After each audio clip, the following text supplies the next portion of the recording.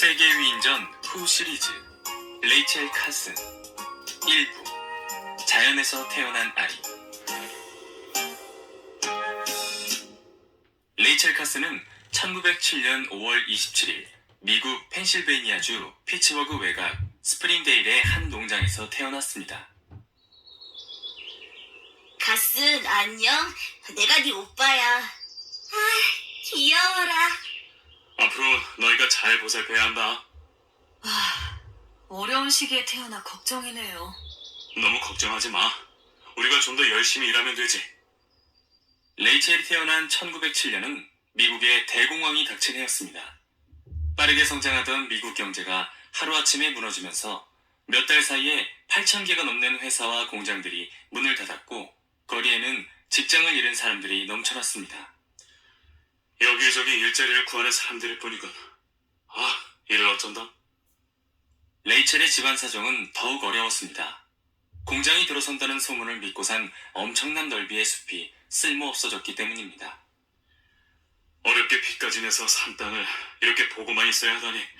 갑자기 계획이 취소될 줄 누가 알았겠어요. 커다란 숲은 부모님께는 큰 고민이었지만 레이첼에겐 꿈의 공장 그 자체였습니다. 레이첼, 밖에 나오니까 좋지? 아름다운 꽃과 새들을 보렴. 어머, 개구리도 우릴 보고 반갑게 인사하네. 레이첼은 언제나 자연을 사랑했습니다. 레이첼은 홀로 걷기 시작하면서 숲속은 물론 부모님이 키우시는 동물들과도 어울리는 것을 좋아했습니다. 많이 먹어. 레이첼, 넌 여기서 돼지 먹이를 주고 있어. 난 달걀을 가져올게. 달걀? 맛있겠다. 나도 먹고 싶지만 내다 팔 것들이야. 그렇구나. 레이첼의 집은 전기와 수도 시설이 없었습니다. 그래서 매일 1km 밖에 있는 개울까지 걸어가 물을 길어와야 했습니다. 얘들아, 물 들어가자. 또요? 신난다. 우리 노래 부르면서 갈까? 에델바이스, 에델바이스. 아침 이슬에 젖어. 레이첼은 좀 별나지 않아? 매일 물 길러 가는 게 지겹지도 않나 봐. 언니, 오빠는 왜 안 불러? 됐어. 너나 많이 불러라. 언니랑 오빠는 재미없나 보네. 우리끼리 할까? 좋아요.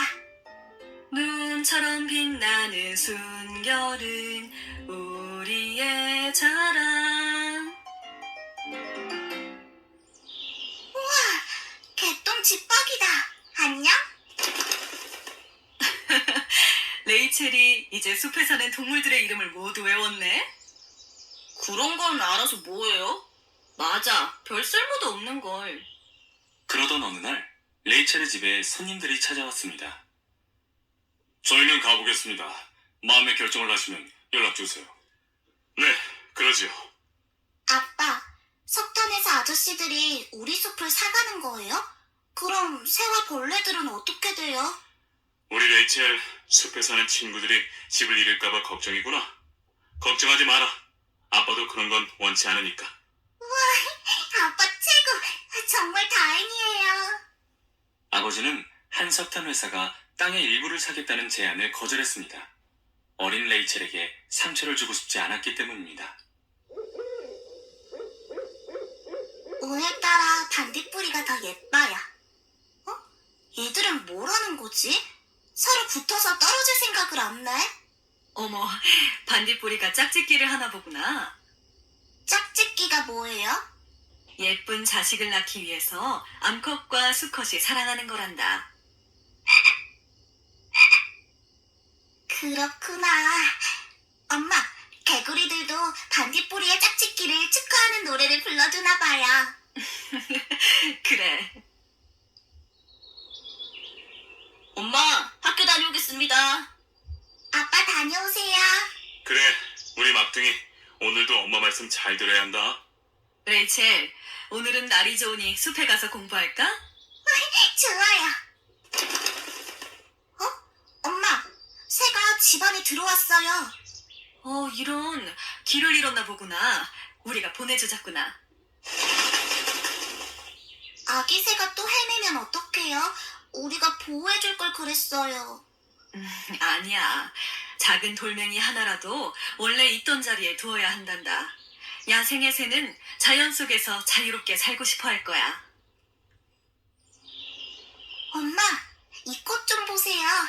정말 예뻐요. 이름이 뭘까요? 글쎄. 엄마도 처음 보는 꽃이네.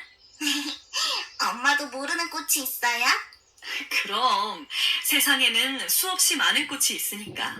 그런데 레이첼, 이럴 땐 어떻게 하라고? 책을 찾아봐요. 레이첼, 엄마가 먼저 찾았다. 어디요? 보여주세요. 책에는 레이첼이 좋아하는 동물과 식물들이 잔뜩 나와 있었습니다. 책을 통해 많은 지식을 얻을 수 있다는 것을 깨달은 레이첼은 자연스럽게 책과 가까워졌습니다. 엄마, 피터 레빗 같은 토끼는 어디 가면 만날 수 있을까요? 피터는 작가가 지어낸 상상의 토끼라서 실제로 만나기는 힘들 것 같은데? 작가가 누구예요? 글을 쓰는 사람이야. 피터 레빗 같은 재미있는 동화도 쓰고 백과사전같이 지식을 알려주는 글도 쓰지. 대단하네요. 저도 작가가 될래요. 너 같은 꼬마가 글을 어떻게 쓰냐? 꼬바라고 글을 쓰지 말란 법은 없지. 대신 책을 더 많이 읽어야 한단다. 네, 엄마. 오빠, 숲에 가려고? 너도 같이 갈래? 내가 재밌는 거 보여줄게. 그래, 좋아. 오빠, 숲 한복판에 왜 저렇게 날카로운 걸 뒀어? 두고 보면 알아. 토끼가 왔나 보다. 토끼야, 나 여기 있어. 조용히 해. 야호! 성공이다! 오빠. 그 녀석 토실토실한 게 맛있겠다. 얘들아, 오늘은 토끼 요리다. 많이들 먹어? 이 녀석 다 컸구나. 벌써 사냥을 할 줄 알다니. 뭘요? 토끼야. 레이첼, 갑자기 왜 그러니? 다 미워. 레이첼, 소나 돼지를 먹기 위해 잡는 것과 같은 거야. 너무해요. 어떻게 예쁜 토끼를. 알았다. 다시는 오빠가 사냥을 못하게 할 테니 확 풀어. 정말요? 그럼 저 음식도 먹지 말고 땅에 묻어줘요. 그래.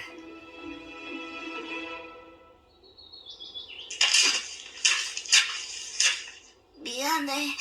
다신 이런 일 없을 거야. 내가 약속할게. 하나님, 우리 토끼 꼭 천국으로 가게 해주세요. 이해할 수가 없어. 하여튼 특이해. 레이첼은 이미 자연을 가족처럼 여기고 있어. 레이첼은 동물과 식물을 사랑하고 자연에 유난히 관심이 많았습니다. 부모님은 그런 레이첼의 호기심을 채워주기 위해 노력했습니다. 레이첼, 뭐하니? 엄마, 이렇게 소라를 귀에 대면 바닷소리가 난대요. 바다는 어떻게 생겼어요? 우리 숲보다 커요? 그럼 우리 숲과는 비교할 수 없을 정도로 크지.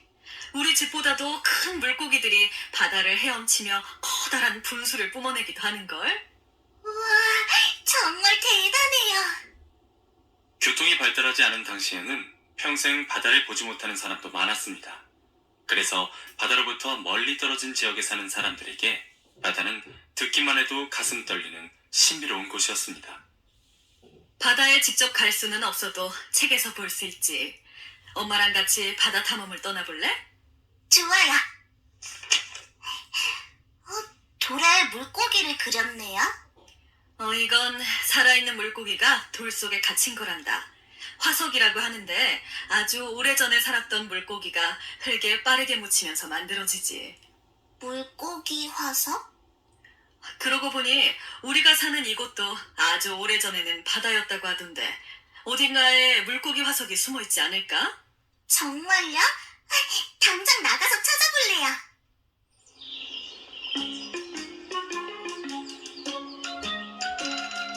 우와, 정말 가까운 곳에 바다가 숨어 있었네. 이렇게 울창한 숲이 바다였다니. 진짜 바다는 어떻게 생겼을까? 언젠가는 나도 꼭 바다에 가볼 거야. 숲에서 동물들과 노는 것처럼 바닷속의 친구들과 놀았으면.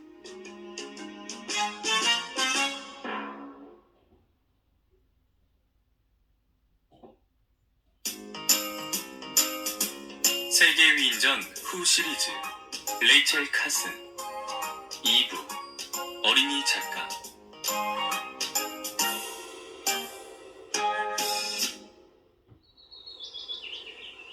엄마, 오늘 짝이 아파서 학교에 안 나왔어요. 어머, 레이첼, 내일은 학교에 가지 말고 엄마랑 집에서 공부하자. 네, 좋아요. 7살이 된 레이첼은 학교에 입학했습니다. 그 무렵 미국에는 어린이들에게 치명적인 전염병이 유행하고 있었습니다. 그래서 부모님은 아픈 아이가 있다는 소식이 들리면 레이첼을 학교에 보내지 않았습니다. 학교에 가지 않은 날에도 교사 출신의 어머니가 공부를 가르쳐 주셨기 때문에 레이첼의 성적은 늘 상위권을 유지할 수 있었습니다. 눈이 너무 많이 쌓여서 밖으로 나갈 수가 없어. 레이첼, 어서 와서 공부하자. 자, 1교시를 시작하겠습니다. 네, 엄마. 엄마? 죄송해요, 선생님. 그렇지. 지금 난 엄마가 아니라 선생님이란다. 네. 자, 먼저 국어 공부를 해볼까?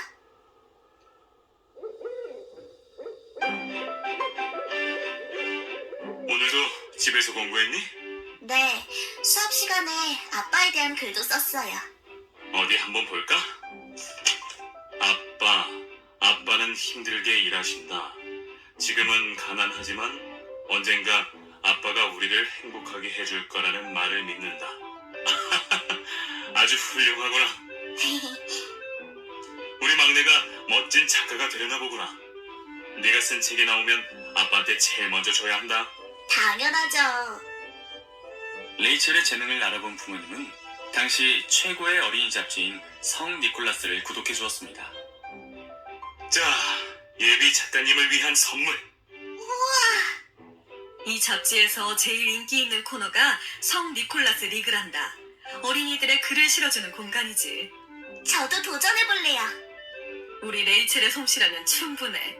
엄마는 벌써 기대가 되는걸?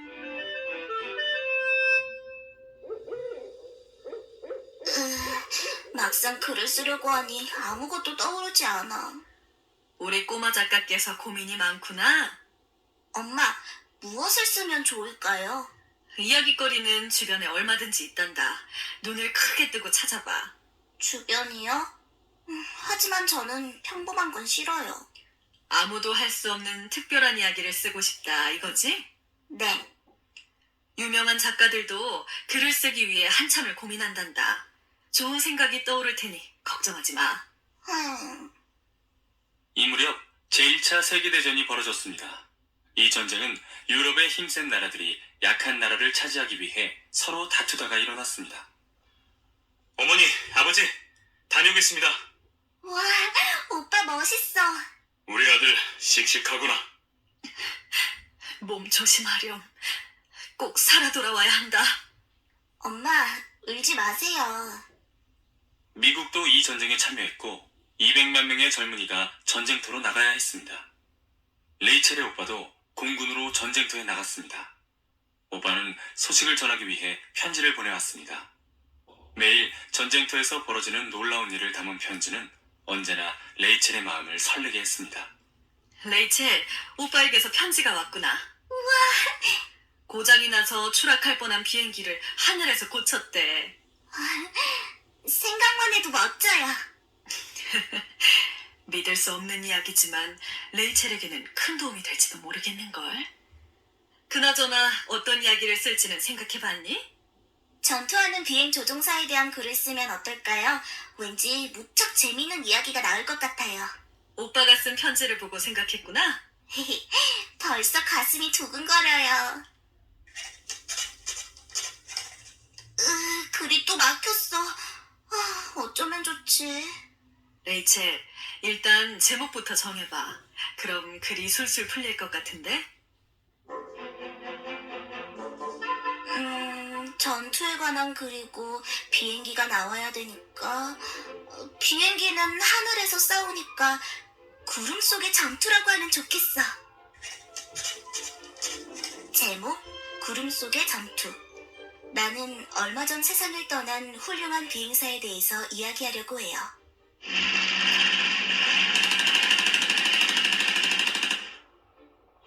연합군의 비행사와 독일 비행사는 구름 속에서 전투를 벌였습니다. 그런데 갑자기 연합군의 비행기 날개에 총알이 박히고 말았어요. 비행기는 충격으로 흔들리기 시작했고 곧 추락할 것만 같았습니다. 그때였어요. 비행사가 창밖으로 나와 살금살금 날개 끝까지 기어가서 고쳤습니다. 그러자 비행기는 균형을 잡고 똑바로 날게 되었습니다. 이를 지켜보던 독일군은 용감한 행동에 감동해 비행기가 착륙할 때까지 총을 쏘지 않았답니다. 드디어 완성이다. 제일 먼저 엄마에게 보여드려야지. 어머, 벌써 다 썼니? 어때요? 재밌어요? 흥미롭게 잘 썼구나. 과장된 부분이 있기는 하지만. 과장이요? 이상하단 말인가요? 아니, 상상력이 뛰어나다는 말이야. 잡지사에 보내는 것은 엄마가 도와줄게. 네, 좋아요. 우체부 아저씨 안녕하세요. 레이첼, 오늘도 잡지 기다리니? 자, 여기 있단다. 이번 달에도 내 글이 실리지 않았네. 엄마, 벌써 3달이나 지났는데 감감무소식이에요. 심사위원들이 아직 너의 글을 읽지 못했을지도 몰라. 전국에서 매일 수많은 아이들이 글을 보내니까 그동안 쌓인 원고만 해도 어마어마하지 않겠니? 그렇겠죠. 그럼 좀 더 기다려볼래요. 그래, 용감한 비행사 이야기는 누구나 재미있어 할 거야. 하지만 글을 보낸 지 반년이 다 되도록 레이첼의 글은 실리지 않았습니다. 아무래도 난 작가가 되긴 틀렸나 봐. 짠! 꼬마 작가님, 여기 있었구나. 작가요? 네 글이 이번 달 잡지에 실렸더구나. 기다린 보람이 있는걸? 정말요? 정말 내가 쓴 비행사 이야기가 있네. 엄마, 가슴이 찌릿찌릿해요. 너무 좋아서 하늘을 붕붕 날 것 같아요. 레이첼은 구름 속의 전투로 $10의 상금과 메달을 받았습니다. 감사합니다. 앞으로 꼭 훌륭한 작가가 되어 이 상에 보답하겠습니다. 레이첼은 작가가 될 기쁨에 들떠 있었지만 그와 반대로 집안 분위기는 어두웠습니다. 이번 달도 월급이 제대로 나오지 않았어. 아이들은 점점 크는데 걱정이에요. 레이첼의 언니와 오빠는 가정의 보탬이 되기 위해 공장에서 일했습니다. 그러나 기계에서 나오는 매연을 마시며 매일 먼지투성이가 되도록 일해도 월급은 조금밖에 받지 못했습니다. 열심히 일해도 가난에서 벗어날 수가 없어. 아빠, 당시 미국에서 결혼을 한 여성은 직업을 구하기가 무척 힘들었습니다. 그래서 어머니는 집에서 아이들에게 피아노를 가르치며 조금씩 생활비를 보탰습니다. 이번 달도 빠듯하네. 비록 어린아이였지만 레이첼도 집안 사정을 잘 알고 있었습니다. 가족들의 어두운 모습을 볼 때마다 레이첼은 혼자 글을 썼습니다. 우리 가족은 가난해요. 하지만 엄마는 책 읽기를 좋아하는 저를 위해 어느 날 성 니콜라스 잡지를 만드는 출판사에서 회의가 열렸습니다. 내가 준 편지 모두 읽어봤나? 어린이가 쓴 글이라고 믿을 수 없을 만큼 재밌습니다.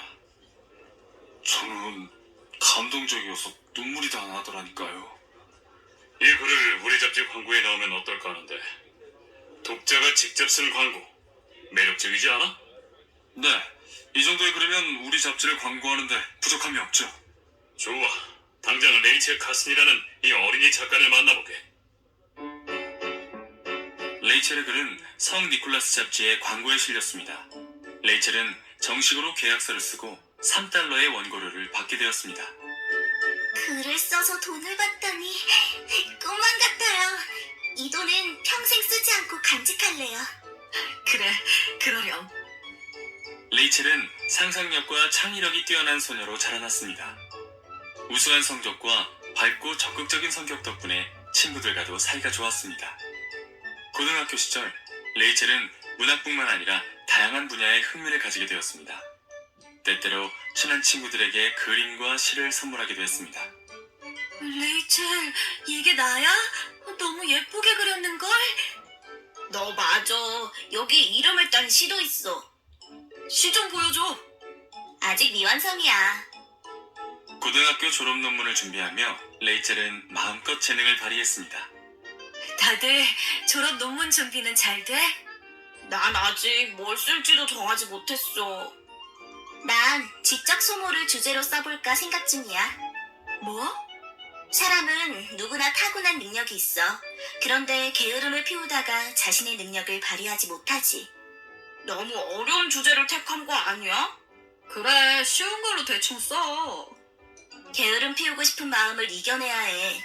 그러기 위해서는 멈추지 말고 항상 생각을 해야 한다는 게 내 의견이야.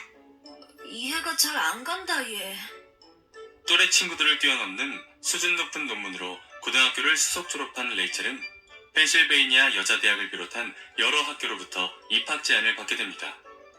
레이첼은 장학금을 받으면서 공부할 수 있었습니다. 그러나 문제는 기숙사 비용이었습니다. 집안 형편이 어려운데 대학에 갈 수 있을까?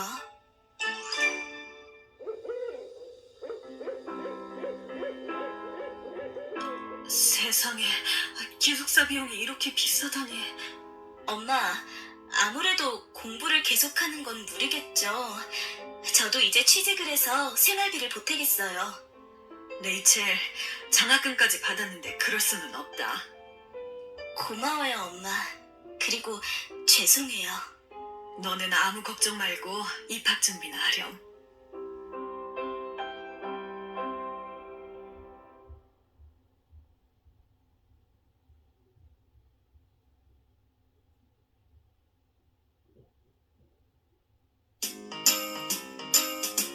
세계 위인전 후 시리즈 레이첼 카슨 3부 문학과 과학이 만나다.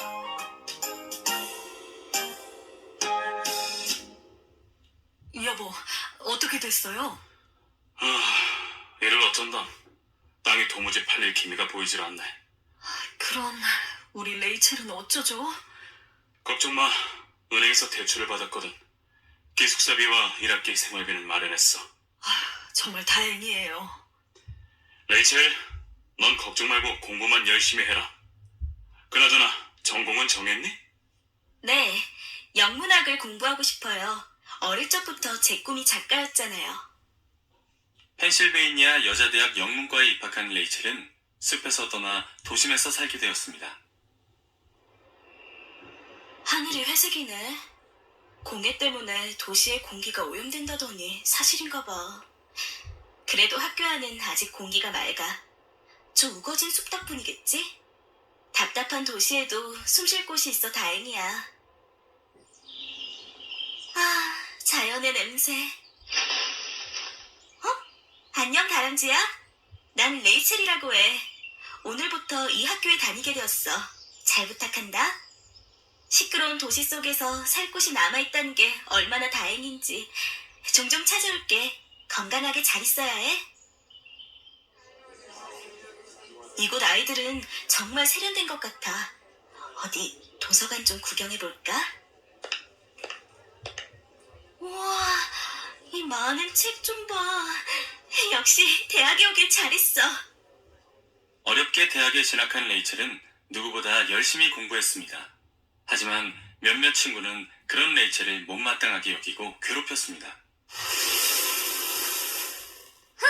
잘난 척쟁이. 한번 당해봐라. 아니, 누가 내 침대에 모래를 쏟았지?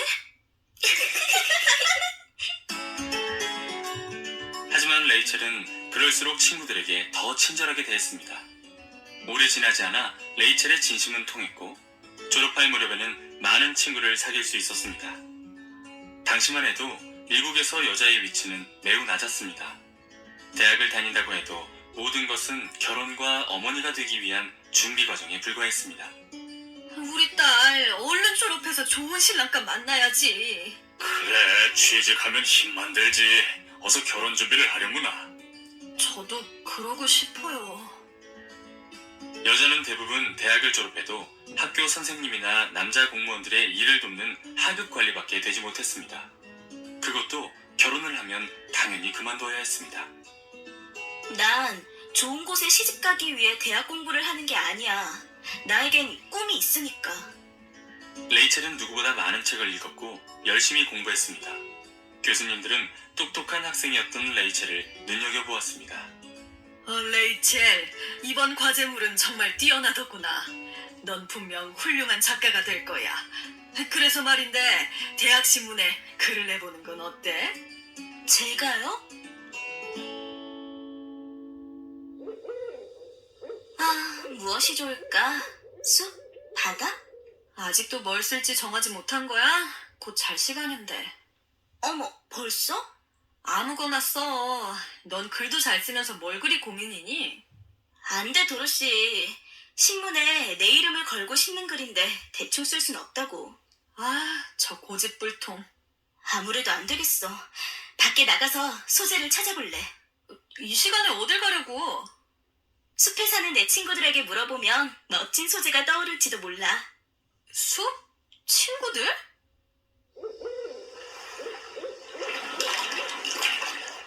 아, 바로 이거야. 내가 그리웠던 냄새. 깨끗한 물과 시원한 바람. 그러고 보니 여긴 마치 작은 바다 같네. 정말 좋다. 어? 그래, 바다. 바다에 대한 글을 써보면 어떨까? 다람쥐야, 너도 좋지? 왠지 바다를 주제로 이야기를 쓰면 멋진 글이 나올 것 같아. 참, 글이 나오면 제일 먼저 너에게 찾아와서 읽어줄게. 레이첼, 정말 숲속 친구들에게 힘을 얻은 거야? 응. 바다 이야기를 쓰기 시작했더니 글이 슬슬 풀려. 펜이 저절로 움직인다니까. 바다? 너 바다에 가본 적 있어? 아니, 하지만 어릴 때부터 바다와 관련된 책들을 워낙 많이 읽어서 마치 내 눈앞에 있는 것처럼 생생해. 작가의 마음속에 간직하고 있던 생생한 바다 이야기라. 기대되는걸? 제목은 항해사와 등대로 정했어. 바다에 대한 나의 사랑을 듬뿍 담아서 쓸 거야. 어린 시절부터 내가 꿈꿔왔던 바다를. 항해사와 등대.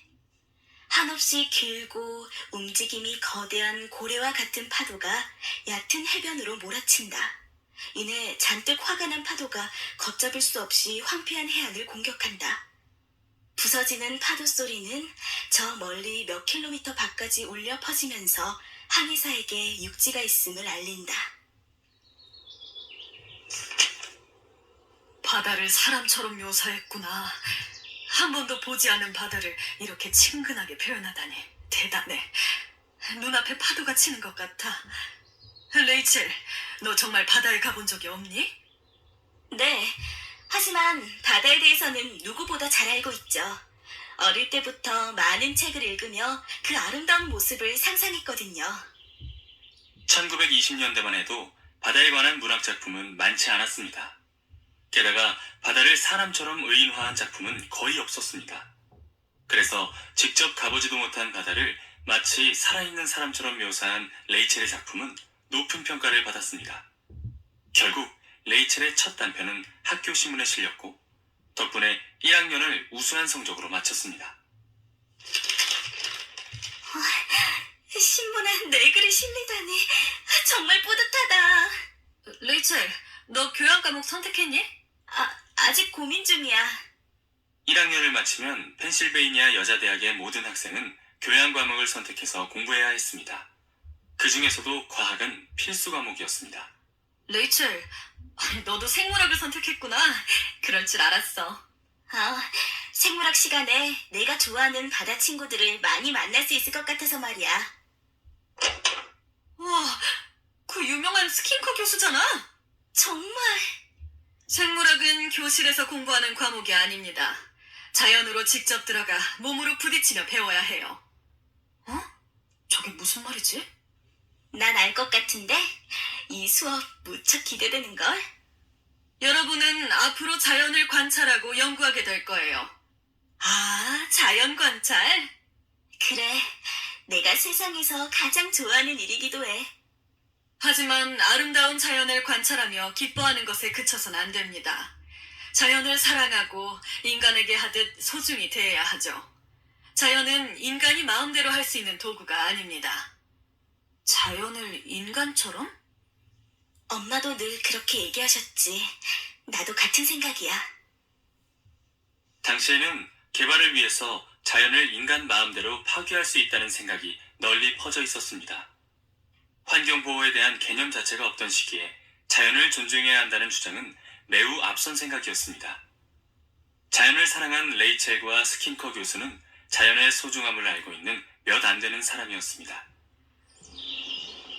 얘들아, 식물 체질에만 신경 쓰지 말고 자연과 함께 호흡해봐. 풀냄새 좋다. 자연 속에서 공부할 수 있는 학문이 있었다니. 어린 시절 숲 한가운데에서 자연을 느끼던 그때와 똑같아. 레이첼! 교수님. 뭘 하느라 몇 번을 불러도 모르니? 레이첼은 어릴 적 숲에서 경험했던 일들이 생물학으로 선명하게 드러나는 것을 느꼈습니다. 생물학 수업 시간마다 레이첼은 마구 뛰는 심장을 주체하지 못할 정도로 기뻤습니다. 교수님, 왜 생물학이라는 과목을 이제야 만났을까요? 정말 행복해요. 벌써 생물학과 사랑에 빠졌구나. 레이첼 같은 훌륭한 학생이 생물학을 공부한다면 대환영이지만 좀 더 신중할 필요가 있단다. 네, 잘 알고 있어요. 사실 생물학에서 여자가 설 자리는 거의 없어. 특히 연구원은 절대 여자를 뽑지 않지. 왜 그렇죠? 정말 답답해요. 더욱 실망스러운 점은 여자들조차도 스스로를 연구자가 되기에 부족하다고 생각한다는 거야. 체력도 약하고 말이야. 하지만 그건 편견에 불과하다고 생각해. 여자라고 해서 과학을 하지 말라는 법은 없어. 물론이죠. 저도 교수님과 같은 생각이에요. 자, 오늘은 동물을 관찰하고 자세히 스케치하는 시간이에요. 매일 이렇게 자연과 가까이 있을 수 있다면 얼마나 좋을까? 제가 또 푹 빠졌네. 장문 숙제에 대한 영감이 떠오르지 않아. 단 한 글자도 쓸 수가 없다고. 어? 우리 카슨 작가님이 웬일이야? 생물학에 푹 빠져서 전공 공부에는 소홀했나 봐. 생물학 수업 때문에 나의 글재주는 완전히 죽어버리고 말 거야. 그러니까 어서 둘 중 하나를 선택해. 생물학이냐 영문학이냐 그것이 문제로다. 레이첼은 수필과 소설을 쓰는 데 많은 시간을 보내며 다시 영문학 공부에 몰두했습니다. 그러던 중 록슬리 홀이라는 시가 레이첼의 마음을 사로잡았습니다. 록슬리 홀, 프리드 테니슨. 안개가 들이치는 돌풍과 번개를 집어삼킨다. 안개여, 록슬리 홀로 밀려오렴. 비나 우박 또는 불이나 눈과 더불어 강풍이 일어 노호하며 바다로 밀려가면 나도 가리니. 난 특히 이 부분이 정말 마음에 들어. 강풍이 일어 노호하며 바다로 밀려가면 나도 가리니. 마치 바다가 날 부르고 있는 것 같아. 아무튼 못 말려. 도로시, 내 운명은 바다와 연결되어 있는 게 아닐까? 지금껏 한 번도 바다에 가본 적은 없지만 오랫동안 이어져 있었던 느낌이야. 운명? 바다가 네 애인이니 운명을 느끼게? 바다만 떠올리면 언제나 내 심장은 미친 듯이 뛰어. 도저히 멈출 수가 없다고. 그 말을 들으니 운명인 것 같기도 하다. 생물학은 그렇게 레이첼의 가슴을 온통 휘저어 놓았습니다. 지금까지 나의 꿈은 단 하나. 아름다운 작품을 쓰는 작가였는데 생물학을 만나면서 과학을 공부하고 싶어졌어. 저 다리를 만들 때에도 내 맘처럼 예술과 과학이 싸웠을까? 대부분의 사람들은 다리에서 예술을 원하진 않으니까. 아, 과학과 예술의 갈등. 좋은 소재다. 아주 멋진 소설이 하나 나올 것만 같아. 저 다리로 한번 올라가 보자.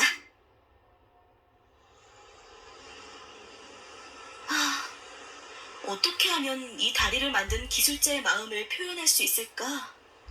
어머, 저거 레이첼 아니야? 도로시, 여긴 웬일? 레이첼, 안 돼! 깜짝이야. 왜 소리를 지르고 그래? 안전발판이 있었구나. 세상에, 다리를 만드는 사람의 감정을 느끼고 싶어서 그런 짓을 했단 말이야? 그래, 저 다리는 바로 밑에 사람이 다닐 수 있는 길이 있어서 안전하다고. 네가 나쁜 생각이라도 한 줄 알고 얼마나 놀랐는 줄 알아? 다시는 그런 짓 하지 마. 알았어. 하지만 덕분에 굉장히 좋은 생각이 떠올랐어. 순간적으로 내가 고뇌하는 기술자가 된 기분이었거든. 레이첼이 쓴 작품은 한 기술자가 과학적이면서도 예술적으로도 완벽한 다리를 만들고 싶어서 고민하는 내용으로 당시 레이첼의 마음 상태를 잘 표현한 글이었습니다. 자신의 경험을 바탕으로 한 이 소설은 권위 있는 상인 오메가 문학상을 타기도 했습니다. 대학 3학년이 되면서 레이첼은 결국 생물학으로 전공을 바꾸기로 결심했습니다.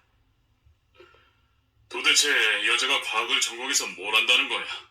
과학은 남자들의 분야라고. 총장님, 작가가 되면 결혼해서도 일을 할 수 있어. 여자로서 그보다 더 좋은 직업이 어디 있나? 하지만 과학을 공부할수록 저의 길이라는 생각을 지울 수가 없었습니다. 열심히 공부하면 일자리를 얻을 수 있을 거예요. 스킨커 교수님처럼 학생들을 가르쳐도 좋고요. 어허? 스킨커 교수라고? 이거 여자 교수가 아까운 학생 하나를 버려놨구만. 레이첼, 어떻게 됐어? 어떻게 되긴. 누가 뭐래도 난 생물학을 전공할 거야. 널 보니 힘이 난다. 나도 허락을 받고 올 테니 여기서 기다려. 총장님, 어째서 우리 귀한 딸이 시집도 못 간 노처녀 교수를 따라 생물학을 전공하겠다는 건지 설명해 주셔야겠습니다. 과학이라니 당치 않아요. 이러다 혼사길 다 막힌다고요. 학생들이 원하니 저희도 어쩔 수가 없습니다. 그렇다면 학교를 옮기는 수밖에 없겠군. 이 학교에 내고 있던 기부금도 당장 끊겠소. 예?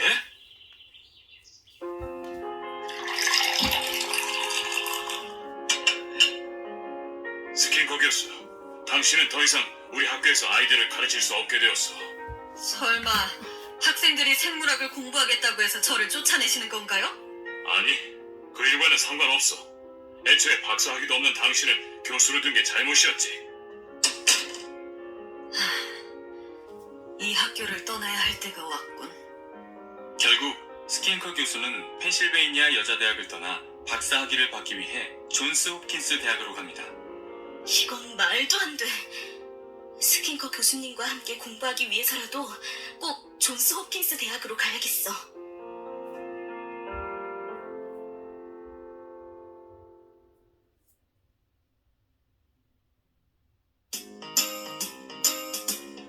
세계 위인전 후 시리즈 레이첼 카슨 4부 최초의 바다.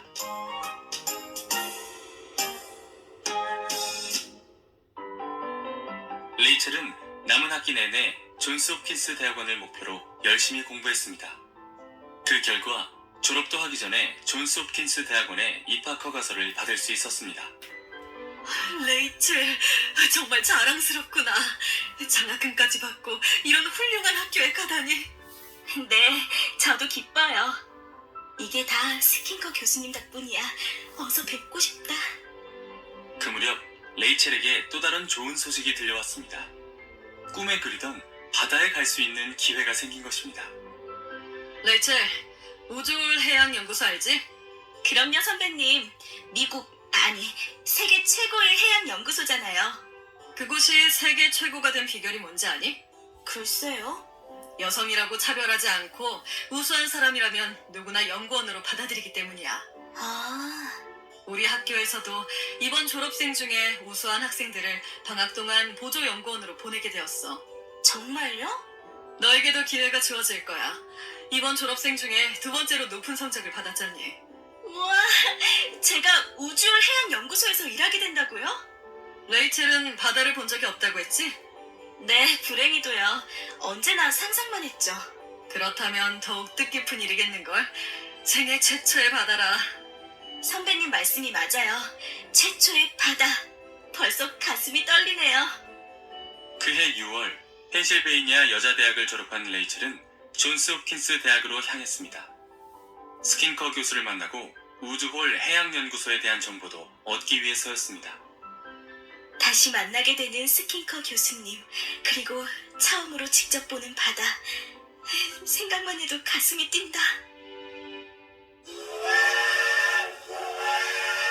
레이첼! 교수님, 잘 지내셨어요? 얼마나 보고 싶었는지 몰라요. 이젠 교수가 아니야. 너와 같은 대학원 학생이라고. 아니에요. 저에게는 영원한 교수님이세요. 고맙다. 존스 홉킨스 대학은 레이첼이 졸업한 펜실베이니아 여자대학만큼 아름다운 곳이었습니다. 교정이 넓어서 길을 익히려면 꽤 힘들 거야. 교수님, 그보다 우주홀에 대해서 알고 싶어요. 우주홀 해양연구소 말이야? 네, 교수님도 그곳에서 연구를 하셨다고 들었어요. 어떤 곳이에요? 우주홀은 생물학과 바다의 천국이란다. 거기 있는 동안 난 정말 행복했었지. 상상만 해도 멋져요. 그런 곳에서 일하면 얼마나 좋을까요? 남녀 차별 없이 연구할 수 있는 거의 유일한 곳이긴 하지만 그곳에 들어가려면 박사학위가 필요해. 우주홀에서 연구하기 위해서라도 더 열심히 공부해야겠네요. 스킨커 교수와 일주일을 보낸 레이첼은 우주홀 해양연구소로 떠났습니다.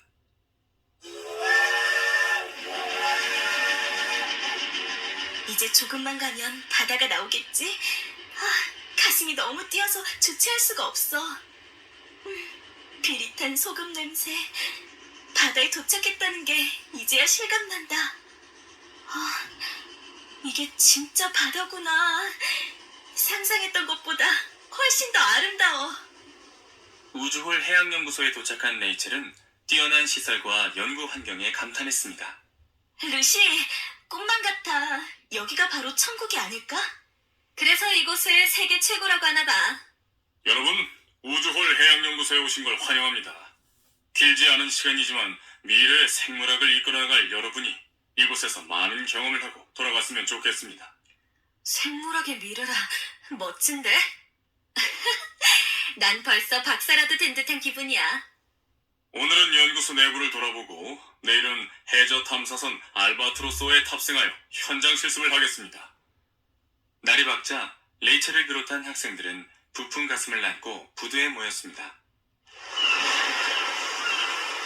학생은 바다에 나가본 적이 있나요? 처음이에요. 그래서 지금 무척 떨려요. 선장님, 여기 바다를 처음 만난 승려들이 있으니 오늘은 최대한 먼 곳까지 나가주세요. 좋아요, 좋아. 그렇게들 보지 마세요. 이 친구는 바다를 보는 게 20년 꿈이었거든요.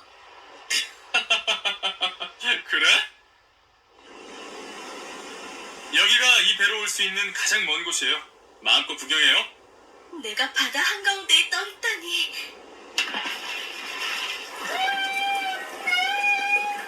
어머나! 무서워. 돌고래는 아무 때나 볼 수 없는데 오늘 정말 운이 좋군요. 이리 오렴, 돌고래야. 난 너의 친구야. 레이첼, 너 뭐 하는 거야? 위험하다고. 처음 나온 바다에서 돌고래를 만난 레이첼은 어린 시절 숲에서 친구처럼 지냈던 동물을 만난 것처럼 반가운 마음이 들었습니다.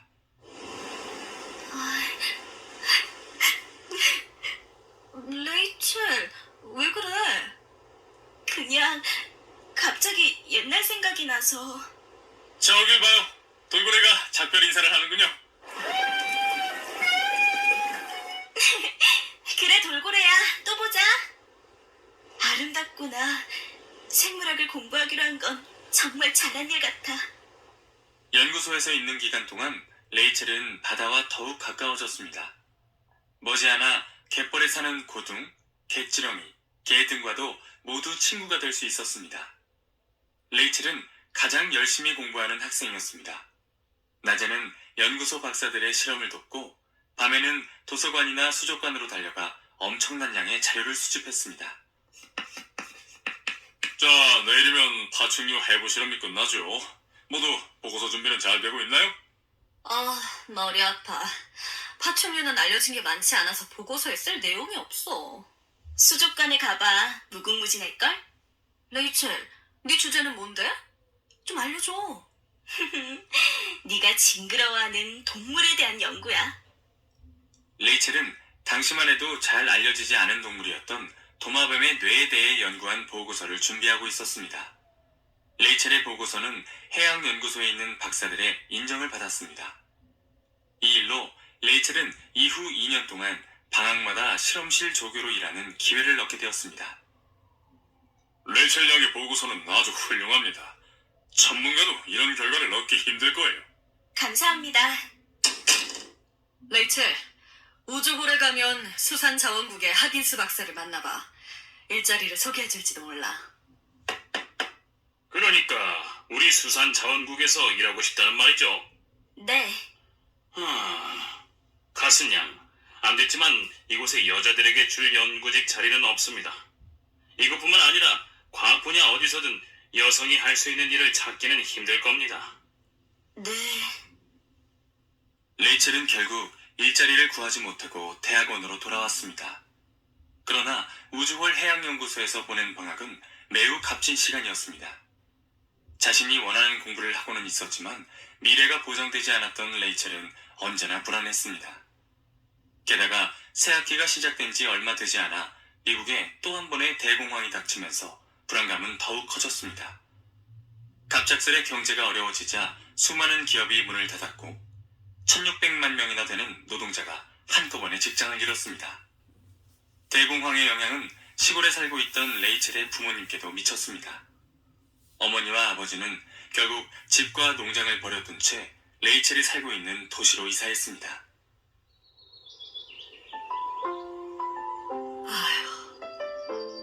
도시로 오면 일자리를 구할 수 있을 줄 알았더니 여기도 어렵긴 마찬가지야. 괜히 우리가 레이첼의 짐만 되고 있는 것 같아요. 공부하기도 바쁠 텐데 애비가 면목이 없다.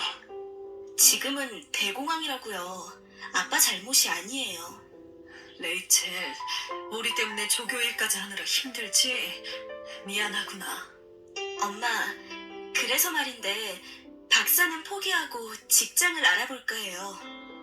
어떻게 졸업한 대학원인데 여기서 공부를 멈춘다고? 박사 과정은 사정이 나아지면 천천히 공부해도 돼요. 당장 먹고 사는 게 더 중요하죠.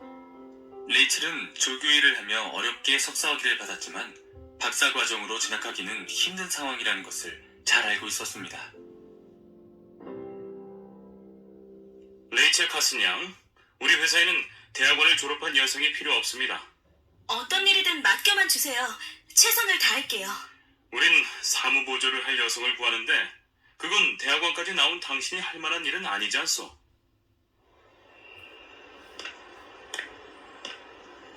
공부를 많이 한 것도 걸림돌이 되는구나. 이제 어쩌지? 그동안 공부한 것으로 돈을 벌기 위해선 교수가 되어야 하는데 그러려면 박사학위가 필요하니.